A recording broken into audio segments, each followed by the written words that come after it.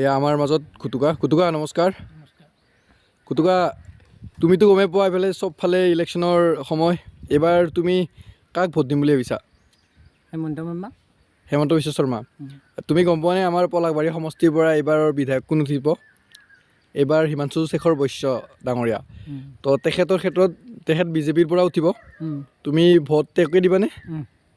অঁ, বাকী তোমাৰ হেমন্ত মামাক ভাল পোৱাৰ কাৰণবোৰ কিয় ভাল লাগে তোমাৰ?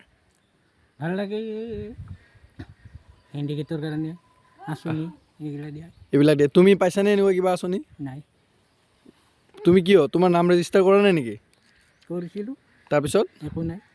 হেৰিত এই অৰুণোদয় পাব লাগে বোলে দেখোন তুমিও। পাবা লাগে, একোৱে হোৱা নাই। কাগজ পত্ৰ ক্লিয়াৰ হোৱা নাই?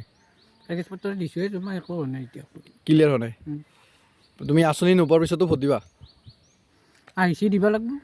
কাৰণ তোমাক তাৰমানে হেমন্ত বিশ্ব শৰ্মাক হেমন্ত মামাক ভাল লাগে আৰু বাকী বেলেগ ৰিজন, বেলেগ কাৰণ? বেলেগ কাৰণ হেমন্ত বিশ্ব এইয়া কি কয় হিমাংশু শেখৰ বৈশ্য, তেখেতকো ভাল লাগে। এনে তুমি ক'ৰবাত তেখেতৰ কথা শুনিছানে ক'ৰবাত? শুনিছোঁ এই ইলেকশ্যন হেৰি কেম্পেইনিংবোৰত। অঁ, ভিগু কাশ্যপে তেওঁলৈ গানো গাইছে ন? মোদী হিমন্তৰ শিষ্য এনেকৈ ন? তো শুনিছানে গানটো? অঁ, বাকী এই ক্ষেত্ৰত কালি তুমি ভোট দিব যাবা? তো তোমাৰ ভোট হেমন্ত মামা? ঠিক আছে দিয়া, ধন্যবাদ, থেংক ইউ।